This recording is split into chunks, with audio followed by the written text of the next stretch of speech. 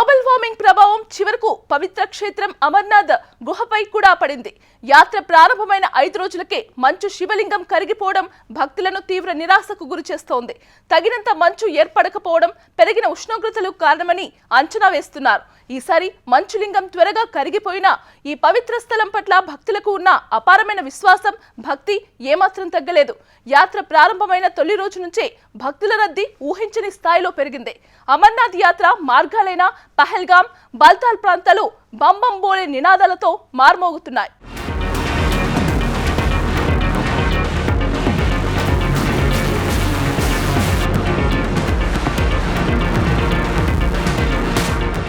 జమ్మూ కాశ్మీర్ మంచుకొండల్లో వెలిసిన అమరనాథుని పవిత్ర యాత్రకు భక్తులు భారీ సంఖ్యలో తరలివస్తున్నారు. ఈ ఏడాది జూలై 3న ప్రారంభమైన అమర్నాథ్ యాత్రలో ఇప్పటివరకు 1,60,000 మందికి పైగా భక్తులు పవిత్ర గుహలోని స్వామివారిని దర్శించుకున్నారు. యాత్ర ప్రారంభమైన మొదటి 4 రోజుల్లోనే దాదాపు 86,000 మంది భక్తులు స్వామివారిని దర్శించుకున్నారు. గతేడాదితో పోలిస్తే ఇది చాలా ఎక్కువ. ఈ ఏడాది అమర్నాథ్ యాత్ర ఆగస్టు 28 వరకు మొత్తం 57 రోజుల పాటు సుదీర్ఘంగా కొనసాగనుంది. ఈ ఏడాది దర్శనాల కోసం ఆన్లైన్ ద్వారా ఇప్పటికే 4 లక్షల మందికి పైగా భక్తులు రిజిస్టర్ చేసుకోగా ఆఫ్లైన్ కౌంటర్ల ద్వారా కూడా ప్రతిరోజు వేలాది మంది టోకెన్లు పొంది యాత్రకు బయలుదేరుతున్నారు. బంబం బోలే హరహర మహదేవ్ స్మరణలతో అమర్నాథ్ యాత్రా మార్గాలైన పహల్గాం, బాల్తాల్ ప్రాంతాలు మారుమోగుతున్నాయి.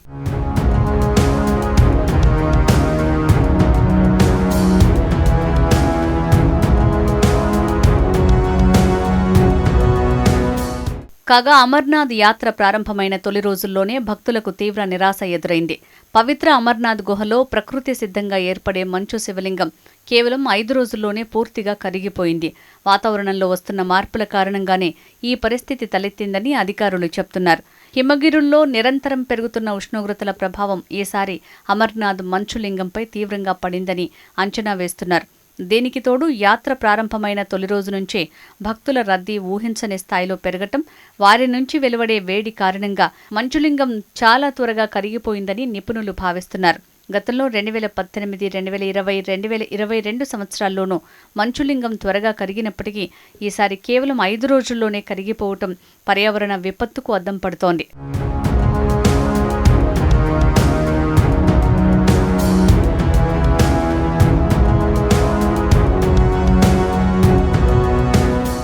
మంచులింగం త్వరగా కరగడంతో ఈసారి యాత్ర త్వరగా ముగిసే అవకాశాలు కనిపిస్తున్నాయి. మరోవైపు ఇటీవలే వేల మంది భక్తులు అమర్నాథ్ యాత్రా మార్గంలో ఉన్నారు. బాబా బర్ఫానీగా పిలిచే మంచు రూపం లేకపోయినా పవిత్ర గుహను దర్శించుకునేందుకు వేలాది మంది తరలివస్తున్నారు. శివలింగం పూర్తిగా కరిగిపోయేలోగా అమరనాథుని దర్శించుకోవాలని వారంతా కోరుకుంటున్నారు.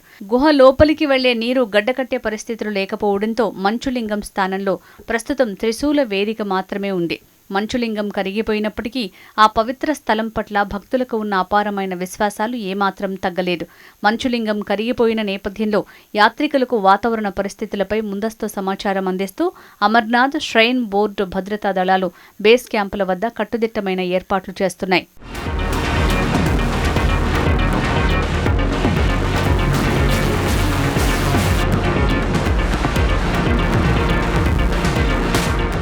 అమర్నాథ్ యాత్ర కోసం భక్తులు భారీ ఎత్తున కాశ్మీర్ చేరుకుంటున్నారు. నిజానికి ముందుగా రిజిస్ట్రేషన్ చేసుకున్న వారిని మాత్రమే యాత్రకు అనుమతిస్తారు. కానీ కొందరు రిజిస్ట్రేషన్ లేకుండానే యాత్రకి వస్తున్నారు. దీంతో రిజిస్ట్రేషన్ కౌంటర్ల వద్ద భారీ క్యూ కనబడుతోంది. వారు అన్ని ఫార్మాలిటీస్ పూర్తి చేసేందుకు, తర్వాత RFID కార్డులు తీసుకునేందుకు కూడా ఎక్కువ సమయం పడుతోంది. రద్దీ అనూహ్య స్థాయిలో పెరగటం వల్ల రవాణా, భద్రత, పాలనాపరమైన ఇబ్బందులు ఎదురవుతున్నాయని అమర్నాథ్ యాత్ర బోర్డు వివరించింది. భక్తులకు అమర్నాథ్ యాత్ర బోర్డు అనేక సూచనలు చేస్తోంది. భక్తులు తమ వంతు వచ్చే వరకు సహనంతో ఉండాలని జమ్మూ కాశ్మీర్ LG మనోజ్ సిన్హా కోరారు. సుప్రీంకోర్టు మార్గదర్శకాల ప్రకారం భక్తులను అనుమతిస్తారని, ఎక్కువ మంది భక్తులను అనుమతించబోరని ఆయన అన్నారు. భక్తులు సహకరించాలని విజ్ఞప్తి చేశారు.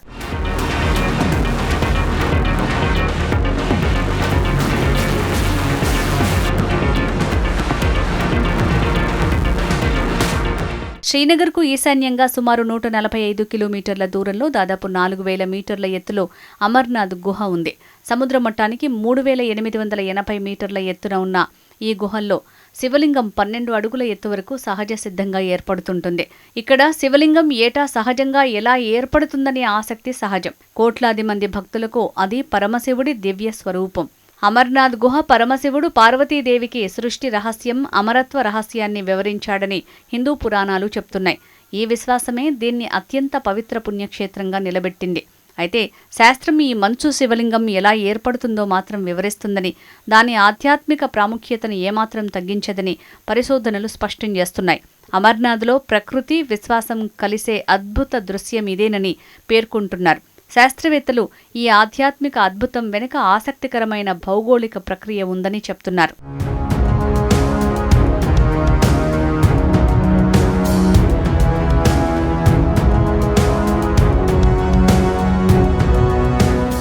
అమర్నాథ్ గుహపై ఉన్న సున్నపురాయి, జిప్సం శిలల పగుళ్ల ద్వారా హిమనదాలు, మంచు కరిగిన నీరు నెమ్మదిగా గుహలోకి చేరుతుంది. లోపల -డిగ్రీల ఉష్ణోగ్రతల కారణంగా ఆ నీరు ఒక్కో పొరగా గడ్డకడుతుంది. ఇలా పొరపై పొర ఏర్పడుతూ పైకి ఎదిగే మంచు స్తంభమే భక్తులు దర్శించే మంచు శివలింగం. తర్వాత అమావాస్య వచ్చే కొద్దీ చిన్నదవుతుందనే విశ్వాసముంది.